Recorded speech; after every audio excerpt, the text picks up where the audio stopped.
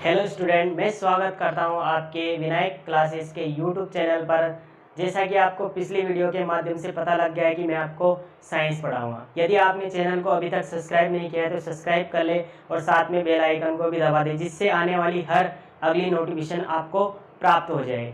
अब मैं आपको साइंस पढ़ाऊँगा। साइंस पढ़ने से पहले अपन जानेंगे कि साइंस होती क्या है, साइंस किसे कहते हैं। तो अगर बात करें अपन साइंस की, तो साइंस किसे कहते हैं, साइंस वर्ड कहाँ से लिया गया है, इसके बारे में जानेंगे। देखो, साइंस शब्द की बात करें तो किसी भी वस्तु के बारे में ज्ञान प्राप्त करना। क्या करना? किसी भी वस्तु के बारे में ज्ञान प्राप्त करना ही क्या कहलाता है? साइंस कहलाता है। अब बात करें ज्ञान प्राप्त करना, किसी भी वस्तु के बारे में ज्ञान प्राप्त करना, या फिर कह दो किसी भी वस्तु के बारे में जानना। क्या करना? किसी भी वस्तु के बारे में जानना ही क्या कहलाती है? आपकी साइंस कहलाती है। यह तो हुई अपनी सामान्य सी परिभाषा। क्या हो गई सामान्य सी परिभाषा? किसी भी वस्तु के बारे में ज्ञान प्राप्त करना या किसी भी वस्तु के बारे में जानना ही क्या कहलाता है? आपका साइंस कहलाता है। अगर अपन डेफिनेशन की बात करें कि किताबों की रटी रटाई हुई डेफिनेशन की, तो प्रयोग तथा प्रेक्षणों पर आधारित ज्ञान। किस पर? प्रयोग तथा प्रेक्षणों पर आधारित ज्ञान। किस पर? प्रेक्षणों पर आधारित ज्ञान ही क्या हो जाएगा? आपके साइंस हो जाएगा। प्रयोग तथा प्रेक्षणों पर आधारित ज्ञान को ही क्या कहते हैं? अपन साइंस कहते हैं। अब देखो, ये दो वर्ड आए, प्रयोग क्या होते हैं, प्रेक्षण क्या होते हैं, इसके बारे में जानते हैं। किसी भी वस्तु के बारे में जानने से पहले उसे वस्तु को बनाया जाता है। क्या किया जाता है? बनाया जाता है। फिर उसकी क्या की जाती है? जांच की जाती है। बनाना तथा और जांच करने की प्रक्रिया ही क्या कहलाती है? प्रयोग तथा प्रेक्षण कहलाती है। जैसे अभी बात करें वर्तमान की, क्या चल रहा है अपने? कोरोना वायरस चल रहा है। क्या चल रहा है? Corona virus. ठीक है, कोरोना वायरस चल रहा है, तो इसकी वैक्सीन किसने बनाई है? इसकी वैक्सीन बनाने वाला प्रथम देश कौन सा है? रूस है। कौन है? रूस। रूस ने अपनी वैक्सीन बना ली है, उसका नाम है क्या है? Sputnik V. क्या है? Sputnik V. क्या है? Sputnik V. अब देखो, स्पुतनिक वी नाम क्यों रखा है इस वैक्सीन का? क्योंकि देखो, वहाँ पर जो प्रथम सैटेलाइट थी या विश्व की प्रथम सैटेलाइट थी, वो किसने लॉन्च की थी? वो भी रूस ने ही लॉन्च की थी। किसने लॉन्च की थी? रूस ने। और स्पुतनिक का अर्थ होता है सैटेलाइट। क्या होता है? सैटेलाइट। प्रथम सैटेलाइट कौन सी थी? प्रथम सैटेलाइट भी स्पुतनिक वी थी। और कोरोना वैक्सीन की प्रथम वैक्सीन कह दो तो कौन सी थी? स्पुतनिक वी है। ठीक है, अब इसके बनाने तथा जांच करने की प्रक्रिया को ही क्या कह देंगे अपन? प्रयोग तथा प्रेक्षण कह देंगे। क्या कह देंगे? प्रयोग तथा प्रेक्षण पर आधारित ज्ञान ही क्या हो जाएगा? आपके साइंस हो जाएगा। ठीक है, ये तो ये अपने साइंस की डेफिनेशन कह दो। किसी भी वस्तु के बारे में जानना तथा ज्ञान प्राप्त करना ही क्या कहलाता है? साइंस कहलाता है। या फिर ऐसे कह दो आप, प्रयोग तथा प्रेक्षणों पर आधारित ज्ञान ही क्या हो जाएगा? आपके साइंस हो जाएगा। ठीक है, ये हुई आपके साइंस की परिभाषा। इसके बाद देखते हैं अपन कि साइंस शब्द कहाँ से लिया गया है। क्या है साइंस शब्द? साइंस को हिंदी में कहते हैं अपन विज्ञान। विज्ञान शब्द कहाँ से लिया गया है? देखो, ये दो अलग अलग जगहों से लिया गया है। साइंस शब्द अलग से लिया गया है और विज्ञान शब्द कहाँ से लिया गया है? अलग जगह से लिया गया है। अपन पहले बात कर ले साइंस शब्द की। तो साइंस शब्द कौन सी भाषा का शब्द है? लैटिन भाषा का शब्द है। कौन सी भाषा का? लैटिन भाषा का। अब लैटिन भाषा का शब्द है, तो देखो, लैटिन भाषा में एक शब्द होता है साइंसिया। क्या होता है? साइंसिया। लैटिन भाषा के साइंसिया शब्द से क्या लिया गया है? अपन साइंस लिया गया है, जिसका अर्थ क्या होता है? अब साइंसिया शब्द का अर्थ क्या होता है? जिसका अर्थ होता है किसी भी वस्तु के बारे में क्या करना? ज्ञान प्राप्त करना। क्या करना? किसी भी वस्तु के बारे में ज्ञान प्राप्त करना। ये किसका अर्थ है? ये अर्थ है अपने साइंसिया शब्द का। किसका अर्थ है? साइंसिया शब्द का। तो साइंस शब्द की उत्पत्ति की बात करें या सर्वप्रथम कहाँ से लिया गया है, तो लैटिन भाषा के साइंसिया शब्द से क्या लिया गया है? अपने साइंस वर्ड को लिया गया है, जिसका अर्थ क्या होता है? किसी भी वस्तु के बारे में ज्ञान प्राप्त करना। क्या करना? किसी भी वस्तु के बारे में ज्ञान प्राप्त करना। तो ये देखो, एक डेफिनेशन तो यहाँ से निकली है कि किसी भी वस्तु के बारे में ज्ञान प्राप्त करना ही क्या कहलाता है? साइंस कहलाता है। अगली बात करें अपन किसकी? विज्ञान की। किसकी करें? विज्ञान की। तो देखो, जो अपने सबसे प्राचीनतम वेद है, कौन सा है सबसे प्राचीनतम वेद? सबसे प्राचीनतम वेद है अपने ऋग्वेद। कौन सा है? ऋग्वेद। ऋग्वेद में एक वर्ड देखा गया या एक शब्द देखा गया, क्या था वो? विज्ञानम। क्या था? विज्ञानम। ये विज्ञानम शब्द से विज्ञान शब्द को सर्वप्रथम लिया गया है, जिसका अर्थ क्या होता है, जिसका अर्थ होता है, विज्ञान शब्द का अर्थ होता है किसी भी वस्तु के बारे में क्या करना, किसी भी वस्तु के बारे में जानना। क्या करना, किसी भी वस्तु के बारे में जानना। ये हुई अपने साइंस शब्द की और विज्ञान शब्द की कि सर्वप्रथम कहाँ से लिए गए। अगर साइंस शब्द की बात करें तो साइंस शब्द सर्वप्रथम लैटिन भाषा के साइंसिया शब्द से लिया गया है, जिसका अर्थ क्या होता है, ज्ञान प्राप्त करना। और अपन विज्ञान शब्द की बात करें तो ऋग्वेद के विज्ञानम शब्द से।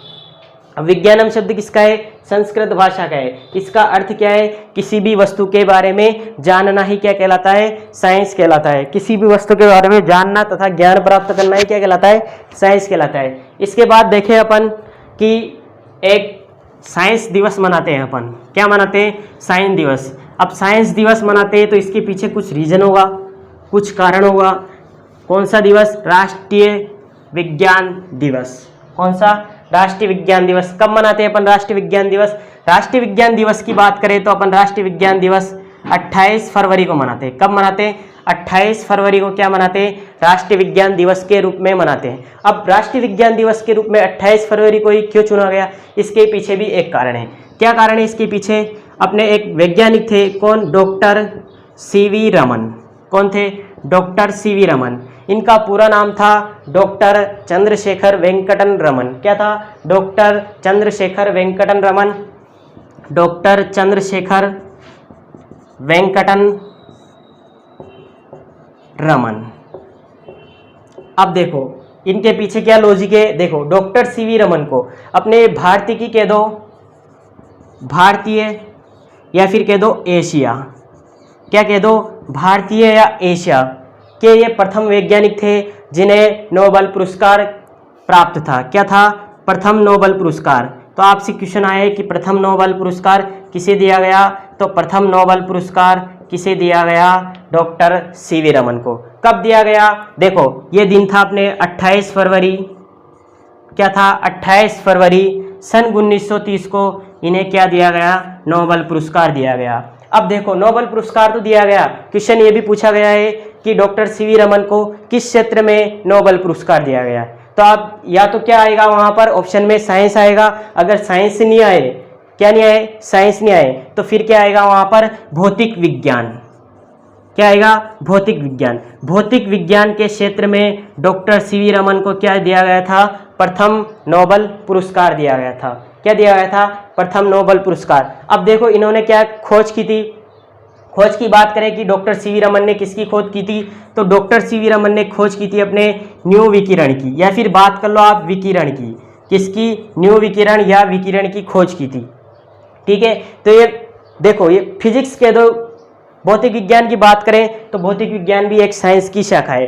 अभी आगे पढ़ेंगे अपन साइंस की कितनी शाखा होती है, ये बारे में देखेंगे। तो राष्ट्रीय विज्ञान दिवस की अपन ने चर्चा कर ली है कि राष्ट्रीय विज्ञान दिवस कब मनाया जाता है, तो राष्ट्रीय विज्ञान दिवस 28 फरवरी को मनाया जाता है। 28 फरवरी के दिन ही क्यों चुना गया, क्योंकि डॉक्टर सीवी रमन को, या कह दो आप चंद्रशेखर वेंकटन रमन को क्या दिया गया था, भारतीय या एशिया का प्रथम नोबेल पुरस्कार। भारत तथा एशिया में प्रथम नोबेल पुरस्कार दिया गया था। कब दिया गया था, 28 फरवरी 1930 को। किस क्षेत्र में दिया गया था, भौतिकी के क्षेत्र में। किस क्षेत्र में, भौतिकी के क्षेत्र में। यह ध्यान रखना, बहुत इंपॉर्टेंट क्वेश्चन है आपके लिए कि डॉक्टर सीवी रमन को किस क्षेत्र में नोबेल पुरस्कार दिया गया था, तो भौतिकी के क्षेत्र में, या फिर आप कह देना साइंस के क्षेत्र में प्रथम नोबेल पुरस्कार दिया था। खोज किसकी की थी, विकिरणों की खोज की थी। किसकी खोज की थी, विकिरणों की खोज की थी।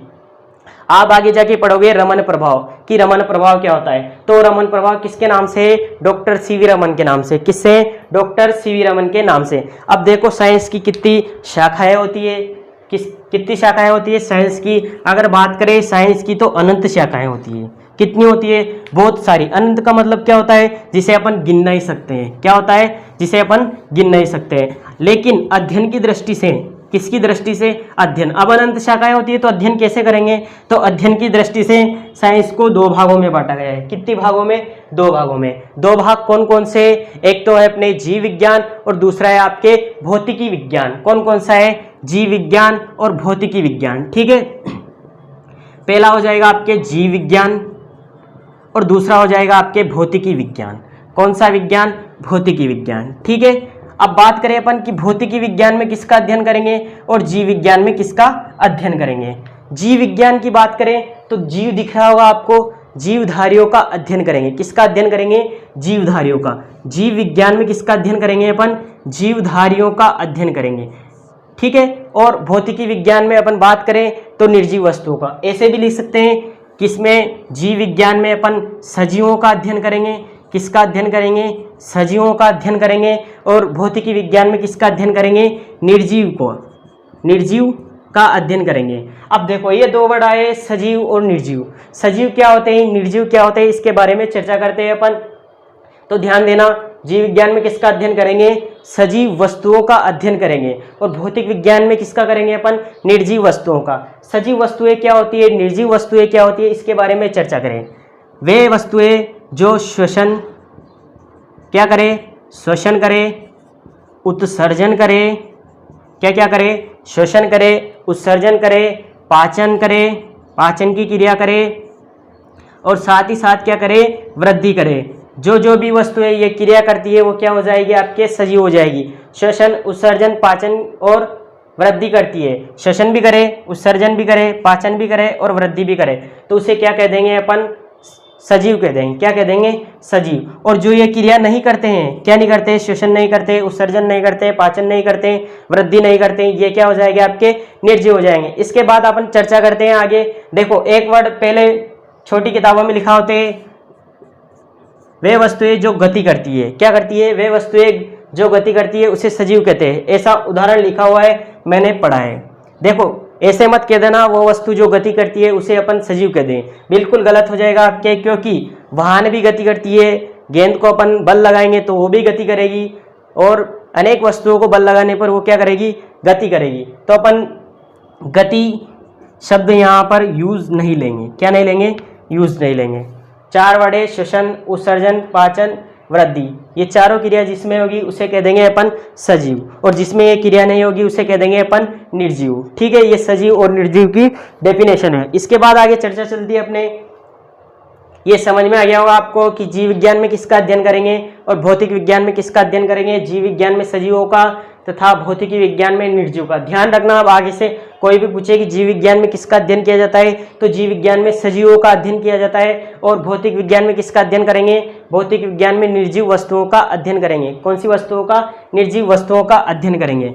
देखो अध्ययन तो करेंगे, लेकिन अब अलग अलग और शाखाएं निकलेगी इसकी। जीव विज्ञान की भी 3 शाखाएं और भौतिक विज्ञान की तो 5 शाखाएं। कितनी है?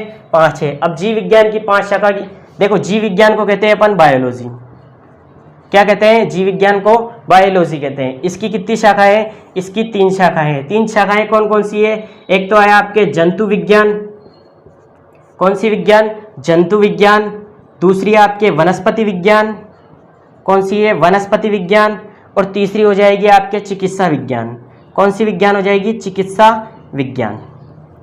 ठीक है, बायोलॉजी की 3 शाखाएं हो गई। कौन कौन सी? जंतु विज्ञान, वनस्पति विज्ञान और चिकित्सा विज्ञान। जंतु विज्ञान की बात करें कि जंतु विज्ञान में किसका अध्ययन करेंगे। अब ध्यान देना कि यहाँ पर किसका अध्ययन करेंगे? तीनों शाखाओं में। इन तीनों शाखाओं में भी अपन कौन सी वस्तुओं का अध्ययन करेंगे? सजीव वस्तुओं का अध्ययन करेंगे। ठीक है, तो जंतु विज्ञान में किसका अध्ययन करेंगे अपन? जंतुओं का अध्ययन करेंगे या प्राणियों का अध्ययन करेंगे। ठीक है, जंतु या प्राणी का अध्ययन किसमें किया जाता है? जंतु विज्ञान में। वनस्पति विज्ञान में किसका अध्ययन करेंगे अपन? वनस्पति विज्ञान में अध्ययन करेंगे अपन पेड़ तथा पौधे का। पेड़ पौधों का अध्ययन किसमें किया जाता है? वनस्पति विज्ञान में किया जाता है। और चिकित्सा विज्ञान की बात करें तो चिकित्सा से संबंधित जितनी भी घटनाएं घटित होती है, जैसे कि शल्य क्रिया है, गोली दवाई का निर्माण कैसे होता है, वैक्सीन का निर्माण कैसे होता है, तो इसका अध्ययन किसमें किया जाता है? चिकित्सा विज्ञान में किया जाता है। तो ये जंतु विज्ञान समझ में आ गया होगा आपको। जंतु विज्ञान में किसका अध्ययन किया जाता है? जंतुओं तथा प्राणियों का अध्ययन किया जाता है। वनस्पति विज्ञान में किसका अध्ययन किया जाता है? पेड़ पौधों का अध्ययन किया जाता है। और चिकित्सा विज्ञान में किसका अध्ययन किया जाता है? चिकित्सा से संबंधित सभी घटनाओं का अध्ययन किसमें किया जाता है? चिकित्सा विज्ञान में किया जाता है। अब बात करें अपन किसकी? जंतु विज्ञान की, या फिर आप बायोलॉजी की बात करें कि इनके जनक कौन होते हैं। जनक कह दो या फिर आप कह दो फादर। क्या कह दो? फादर। पूछता है, अधिकतर परीक्षा में आया हुआ है। अधिकतर क्या रेलवे की बात करें तो उसमें भी क्वेश्चन आया है कि जीव विज्ञान के जनक कौन है। क्या जीव विज्ञान के जनक कौन है? तो जनक की बात करें तो जीव विज्ञान के जनक हो जाएंगे आपके अरस्तु। कौन हो जाएंगे? अरस्तु। और यही अरस्तु किसके हो जाएंगे? आपके जंतु विज्ञान के। जो जीव विज्ञान के जनक है वही किसके जनक है? जंतु विज्ञान के जनक है। तो इनके जनक की बात करें, यहां लिख देता हूं मैं, जनक या फादर, फादर या फिर जनक। ठीक है। अब बात करें अपन किसकी? जंतु विज्ञान की। तो जंतु विज्ञान के जनक हो जाएंगे आपके अरस्तु। कौन हो जाएंगे? अरस्तु।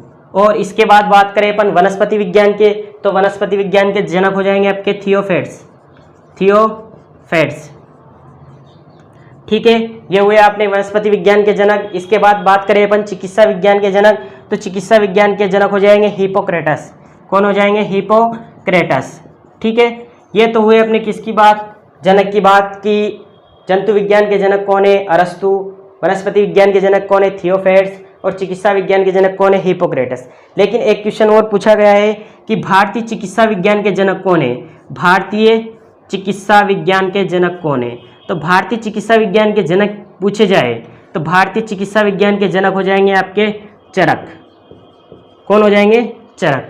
ध्यान देना, अपन ने 4 पढ़े हैं। 4 कौन कौन से? एक तो जीव विज्ञान के जनक अरस्तु, जंतु विज्ञान के जनक वो भी अरस्तु। उसके बाद है अपने वनस्पति विज्ञान के जनक, वो कौन है? थियोफेट्स। इसके बाद है अपने चिकित्सा विज्ञान के जनक, अगर पूरे चिकित्सा विज्ञान की बात करें विश्व की, तो वो कौन हो जाएगा? आपके हिपोक्रेटस। इसके बाद बात करें अपन भारतीय चिकित्सा विज्ञान के जनक कौन है? तो भारतीय चिकित्सा विज्ञान के जनक हो जाएंगे आपके चरक। ठीक है। अब देखो आगे बात करें अपन, ये तो हुई अपने किसकी? जीव विज्ञान की बात। किसकी बात हुई? जीव विज्ञान की। इसके बाद बात करते हैं अपन भौतिकी विज्ञान। किसकी बात करते हैं अपन? भौतिकी विज्ञान। भौतिकी विज्ञान में कितनी शाखाएं बताई थी मैंने? 5 कौन कौन सी होती है? तो देखो, एक तो होती है भौतिक विज्ञान। क्या होती है? भौतिक विज्ञान। और दूसरी होती है आपके रासायनिक विज्ञान। कौन सी विज्ञान? रासायनिक विज्ञान। और तीसरी होती है आपके भूगर्भिक विज्ञान, जिसे अपन भूगोल भी कहते हैं। क्या होती है? भूगर्भिक विज्ञान या भूगोल। और चौथी है आपके खगोलीय विज्ञान। और पांचवी है आपके गणित। देखो कितनी शाखाएं पढ़ेंगे इसमें? 5 शाखाएं पढ़ेंगे अपन। कितनी? 5। पहली हो जाएगी आपके भौतिक विज्ञान, जो कि अपन ने चर्चा कर ली है पहले कि भौतिक विज्ञान। ठीक है। अब ये 5 शाखाओं में किसका अध्ययन करेंगे अपन? ओनली फॉर ओनली निर्जीव वस्तुओं का। किसका? केवल और केवल निर्जीव वस्तुओं का अध्ययन करेंगे। तो पहली हो जाएगी आपके भौतिक विज्ञान, दूसरी हो जाएगी आपके रासायनिक विज्ञान। कौन सी विज्ञान? रासायनिक विज्ञान। और तीसरी हो जाएगी आपके भूगर्भिक विज्ञान। भूगर्भिक विज्ञान। और बात करें अपन, चौथी हो जाएगी आपके खगोलीय विज्ञान। और 5वीं हो जाएगी आपके गणित। ठीक है। अब बात करें अपन कि भौतिक विज्ञान में किसका अध्ययन करेंगे, तो देखो मैंने यहाँ पर बताया था कि भौतिकी विज्ञान में निर्जीव वस्तुओं का अध्ययन करेंगे। किसका करेंगे? निर्जीव वस्तुओं का। तो इन 5 में किसका अध्ययन करेंगे अपन? निर्जीव वस्तुओं का। किसका अध्ययन करेंगे? निर्जीव वस्तुओं का। सबसे पहले बात करें अपन भौतिक विज्ञान की। किसकी बात करें? भौतिक विज्ञान की। एक एक परिभाषा एक एक के बारे में जाने। भौतिक विज्ञान के बारे में बताओ। देखो भौतिक विज्ञान में किसका अध्ययन करेंगे? वे वस्तुएं। क्या? वे वस्तुएं जो अवस्था परिवर्तन के दौरान पुनः अपनी प्रारंभिक अवस्था में आ जाती है। जो अवस्था परिवर्तन के दौरान पुनः अपनी प्रारंभिक अवस्था में आ जाती है। पुनः अपनी प्रारंभिक अवस्था में आ जाती है। अब ये पुनः अपनी प्रारंभिक अवस्था में आ जाती है, ये क्या हुआ? देखो इसके बारे में जाने अपन। जैसे कि कोई वस्तु रखी हुई है, इसके ऊपर मैंने बल लगाया। बल लगाने से क्या है? उसकी अवस्था परिवर्तित हो जाएगी। क्या हो जाएगी? अवस्था परिवर्तित हो जाएगी। लेकिन कुछ समय के पश्चात वह वस्तु अपने प्रारंभिक अवस्था में आ जाएगी। क्या आ जाएगी? प्रारंभिक अवस्था में। जैसे कि कोई पंखा बंद है, उसको मैंने ऑन किया। क्या किया? ऑन किया। तो उसकी क्या होगी? अवस्था परिवर्तित हो जाएगी। लेकिन ऑफ करने पर फिर वह अपनी प्रारंभिक अवस्था में आ जाएगी। क्या कर रहा है पंखा? क्या कर रहा है? गति कर रहा है। तो गति का अध्ययन किस में करेंगे अपन? भौतिक विज्ञान में। और बात करें अपन, जैसे पृथ्वी घूम रही है, क्या कर रही है? पृथ्वी घूम रही है, क्या कर रही है, प्रक्रिया कर रही है, किसके कर रही है, सूर्य के भी करती है और अपने अक्ष के भी, दो गति करती है पृथ्वी, एक तो सूर्य के चारों ओर चक्कर लगाती है और एक अपने अक्ष के ऊपर घूमती है। देखो तो उसकी गति का अध्ययन किस में किया जाता है, तो गति का अध्ययन किया जाता है भौतिक विज्ञान में। अब देखो वे वस्तुएं जो अवस्था परिवर्तन के दौरान पुनः अपनी प्रारंभिक अवस्था में आ जाए, ऐसी वस्तुओं का अध्ययन किस में करेंगे अपन, भौतिक विज्ञान में। किस में करेंगे, भौतिक विज्ञान में। ये हुई अपने भौतिक विज्ञान की बात। और भौतिक विज्ञान के जनक की बात करें तो भौतिक विज्ञान के जनक सबको पता होगा, कौन है भौतिक विज्ञान के जनक, सर आइजैक न्यूटन। कौन है, सर आइजैक न्यूटन, या फिर आप सादा सिंपल याद रख लेना, कौन है, न्यूटन। आपसे पूछे भौतिक विज्ञान के जनक कौन है, न्यूटन। और मैंने एक बात और बता दी आपको कि भौतिकी के क्षेत्र में प्रथम नोबेल पुरस्कार या विज्ञान के क्षेत्र में प्रथम नोबेल पुरस्कार किसे दिया गया है, डॉक्टर सीवी रमन को। किसको दिया गया है, डॉक्टर सीवी रमन को। ध्यान रखना कि जी भौतिक विज्ञान के जनक कौन है, सर आइजैक न्यूटन। इसके बाद चलते हैं अपन रासायनिक विज्ञान की। किसकी बात चलेंगे अपन, रासायनिक विज्ञान की। ये तो हुई अपनी भौतिक विज्ञान की बात। भौतिक विज्ञान में किसका अध्ययन करेंगे, जो अवस्था परिवर्तन के दौरान पुनः वस्तु अपनी प्रारंभिक अवस्था में आ जाती है। अब रासायनिक विज्ञान की चर्चा करें अपन कि रासायनिक विज्ञान में किसका अध्ययन करेंगे, वे वस्तुएं जो अवस्था परिवर्तन के दौरान पुनः अपनी प्रारंभिक अवस्था में नहीं आती है, पुनः अपनी प्रारंभिक अवस्था में नहीं आती है। क्या नहीं आती है, पुनः अपनी प्रारंभिक अवस्था में नहीं आती है। देखो रासायनिक विज्ञान की बात करें, वे वस्तुएं जो अवस्था परिवर्तन के दौरान पुनः अपनी प्रारंभिक अवस्था में नहीं आती है, उन वस्तुओं का अध्ययन किस में किया जाता है, रासायनिक विज्ञान में। अब देखो ये वर्ड आया है कि पुनः अपनी प्रारंभिक अवस्था में नहीं आती है। जैसे कि बात करें किसी भी वस्तु का जलना, कोई वस्तु जल जाएगी तो जैसे ही वस्तु जलेगी तो उसकी अवस्था परिवर्तित हो जाएगी। अवस्था परिवर्तित, जैसे कि लकड़ी की बात कर ले अपन, लकड़ी की कर ले, कागज की कर ले, कोयले की कर ले, पेन की कर ले, पेंसिल की कर ले, ठीक है। इनको जलाएंगे अपन, क्या किया अपन ने, जलाया तो ये एक अवस्था से परिवर्तित होकर दूसरी अवस्था में आ जाएगी। कैसे आ जाएगी एक अवस्था से दूसरी अवस्था में, तो ये लकड़ी है, लकड़ी को जलाएंगे तो नया पदार्थ क्या बनेगा अपने, एक तो कार्बन डाइऑक्साइड, क्या बनेगी, कार्बन डाइऑक्साइड, और साथ में क्या बनेगी अपने, राख बनेगी। तो क्या वस्तु को पुनः प्राप्त कर सकते हैं अपन, बिल्कुल नहीं कर सकते। जैसे एक उदाहरण की ओर बात करें कि लोहे पर जंग लगना, आपने सुना होगा लोहे पर जंग लगना।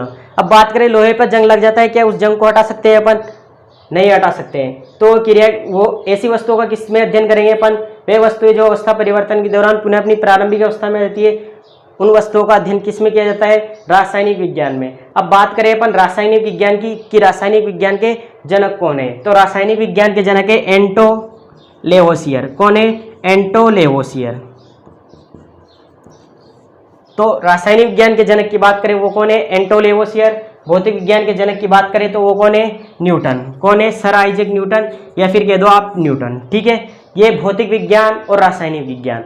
देखो अपन पढ़ेंगे तो चार ही, कौन कौन सी पढ़ेंगे, एक तो भौतिक विज्ञान, एक रासायनिक विज्ञान, एक वनस्पति विज्ञान, एक जंतु विज्ञान। कौन कौन सी, भौतिक विज्ञान, रासायनिक विज्ञान, जंतु विज्ञान और वनस्पति विज्ञान। केवल चार ही पढ़ेंगे, लेकिन इनके बारे में कुछ थोड़ी बहुत चर्चा कर लेते हैं अपन। जैसे कि भूगर्भिक विज्ञान किसे कहते हैं, खगोलीय विज्ञान किसे कहते हैं और गणित किसे कहते हैं, ठीक है। इन तीनों की भी चर्चा कर लेते हैं, ज़्यादा बड़े बड़े नहीं है, 1 मिनट में हो जाएंगे पूरे। अब बात करें अपन भूगर्भिक विज्ञान में कि भूगर्भिक विज्ञान में किसका अध्ययन करेंगे, तो भूगर्भिक विज्ञान की बात करें अपन तो इसमें करेंगे अपन पृथ्वी के अंदर जितनी भी घटनाएं घटित होती है, क्या होती है, पृथ्वी के अंदर जितनी भी घटनाएं क्या होती है, घटित होती है, तो उनका अध्ययन किस में किया जाता है, भूगर्भिक विज्ञान में किया जाता है।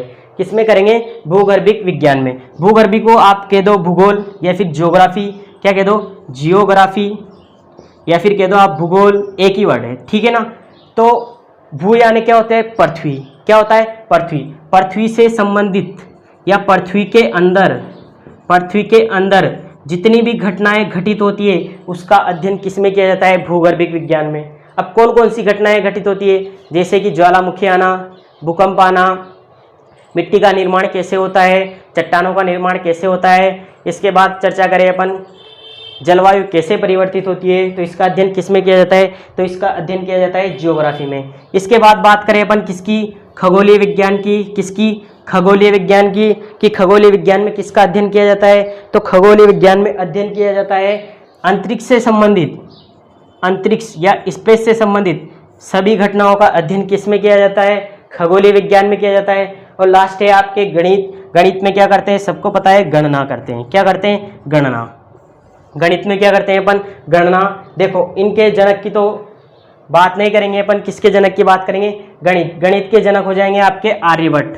अब आर्यभट्ट को गणित के फादर या जनक क्यों कहते हैं, क्योंकि इन्होंने क्या की थी, शून्य की खोज की थी। किसकी खोज, शून्य की खोज। शून्य की खोज करने के कारण इन्हें क्या कहने लग गए अपन, गणित के जनक। ये हुई अपने साइंस की शाखाओं की बात। तो पहले पढ़ी थी अपन ने कौन सी, जीव विज्ञान। जीव विज्ञान की कितनी शाखाएं थी, 3 शाखाएं थी। एक तो जंतु, एक वनस्पति और दूसरी थी आपके, तीसरी थी आपके चिकित्सा विज्ञान। कौन सी थी, चिकित्सा विज्ञान, जिसमें से अपन कौन कौन सी पढ़ेंगे, जंतु विज्ञान पढ़ेंगे, वनस्पति विज्ञान पढ़ेंगे, भौतिक विज्ञान पढ़ेंगे, रासायनिक विज्ञान। अपना मुख्य लक्ष्य तो क्या रहेगा, इन चारों को पढ़ना। किनको चारों को पढ़ना, जंतु विज्ञान, वनस्पति विज्ञान, भौतिक विज्ञान और रासायनिक विज्ञान। अब जंतु विज्ञान में बता ही दिया मैंने किसका अध्ययन किया जाता है, जंतुओं का अध्ययन किया जाता है या प्राणियों का अध्ययन किया जाता है। और वनस्पति विज्ञान में किसका करेंगे, पेड़ पौधों का अध्ययन करेंगे। भौतिक विज्ञान में किसका अध्ययन करेंगे, वे वस्तुएं जो अवस्था परिवर्तन के दौरान पुनः अपनी प्रारंभिक अवस्था में आ जाती है। क्या आ जाती है, प्रारंभिक अवस्था में आ जाती है, ठीक है। और रासायनिक विज्ञान में किसका अध्ययन करेंगे, जो अवस्था परिवर्तन के दौरान पुनः अपनी प्रारंभिक अवस्था में नहीं आती है। तो ऐसी वस्तुओं का अध्ययन किस में किया जाता है, रासायनिक विज्ञान में।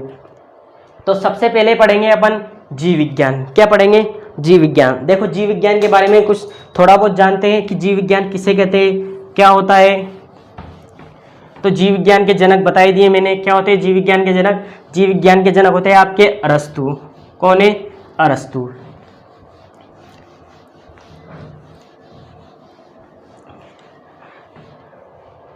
जीव विज्ञान या फिर आप कह दो इंग्लिश में बायोलॉजी। क्या कह दो, बायोलॉजी। देखो जीव विज्ञान या बायोलॉजी की बात करें तो ये 2 वर्ड से मिलकर बना हुआ है। कौन कौन से, एक तो बायो और एक लॉजी। कितने वर्ड हैं, 2। बायो का अर्थ होता है जीव। क्या होता है, बायो का अर्थ साइंस में जीव होता है। और लॉजी का अर्थ क्या होता है, अध्ययन करना। जीवों का अध्ययन करना ही क्या कहलाता है, बायोलॉजी कहलाता है। अब एक बात ये करें कि बायोलॉजी शब्द को सर्वप्रथम कहाँ से लिया गया है, या बायोलॉजी शब्द कौन से शब्द भाषा का शब्द है, तो बायोलॉजी शब्द ग्रीक भाषा का शब्द है। कौन सी भाषा का शब्द है, ग्रीक भाषा के शब्द से लिया गया है। कौन से ग्रीक भाषा का शब्द है, कौन सा, बायोलॉजी, जिसका अर्थ क्या होता है, जीवों का अध्ययन करना। क्या करना, जीवों का अध्ययन करना। और बायोलॉजी के जनक कौन है, अभी बता दिए मैंने, बायोलॉजी के जनक हो जाएंगे आपके अरस्तु। कौन हो जाएंगे, अरस्तु, ठीक है। ये हुई अपने बायोलॉजी की बात। बायोलॉजी की भी 3 शाखाएं। 3 कौन कौन सी है वो मैंने बता दिया आपको। एक तो है जंतु विज्ञान, एक है वनस्पति विज्ञान, एक है आपके चिकित्सा विज्ञान, जिनमें दोनों पढ़नी है अपन को। एक तो जंतु विज्ञान, एक वनस्पति विज्ञान। सबसे पहले चर्चा करेंगे अपन जंतु विज्ञान की, ठीक है। जंतु विज्ञान के जनक भी कौन हो जाएंगे, आपके अरस्तु हो जाएंगे। तो देखो क्या क्या चैप्टर पढ़ेंगे, इसके बारे में चर्चा करते हैं।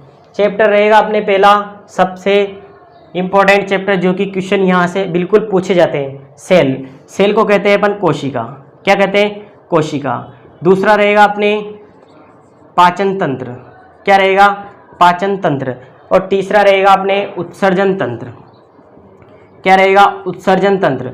और चौथा रहेगा अपने रुधिर। क्या रहेगा, रुधिर। और 5वां रहेगा अपने रक्त परिसंचरण तंत्र। रक्त परिसंचरण तंत्र, जिसमें कि वाहिनियाँ, वाहिकाएँ और हृदय आ जाएगा, ठीक है। 6वां रहेगा अपने फेफड़े। क्या रहेंगे, फेफड़े। या फिर आप कह दो श्वसन तंत्र, कह दो इसमें श्वसन तंत्र। अगला है आपका 7वां मस्तिष्क। कौन सा रहेगा, मस्तिष्क। 8वें की बात करें अपन तो मानव रोग। 9वें की चर्चा करें तो 9वां हो जाएगा आपके विटामिन। 9वां कौन सा हो जाएगा, विटामिन। और 10वां हो जाएगा आपके कार्बोहाइड्रेट। 10वां हो जाएगा कार्बोहाइड्रेट।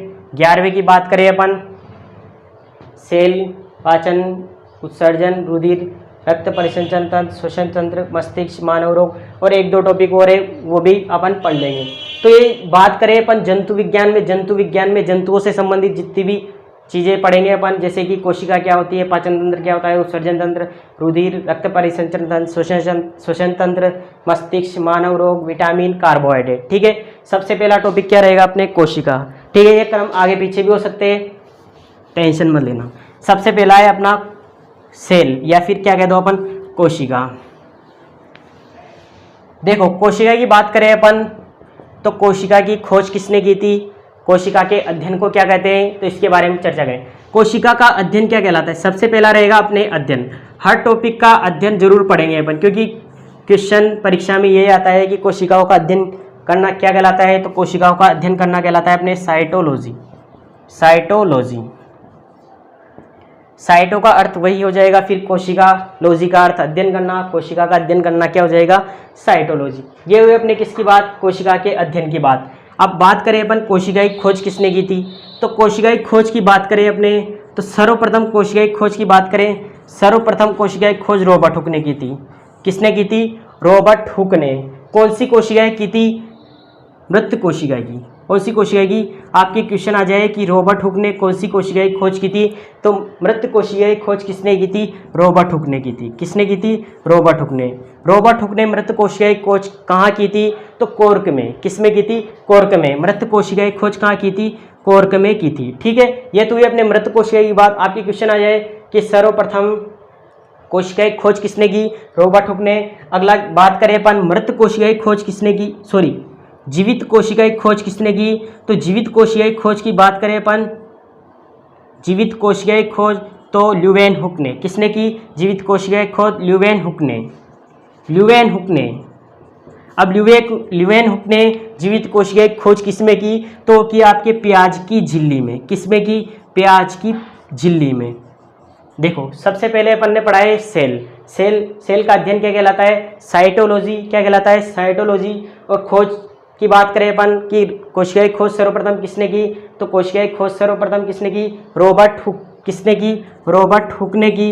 इसके बाद बात करें अपन किसमें की, तो ये की अपने कॉर्क में। किसमें की, कॉर्क में। अब बात करें जीवित कोशिका की खोज किसने की, ल्यूवेन हुक। किसने की, ल्यूवेन हुक ने।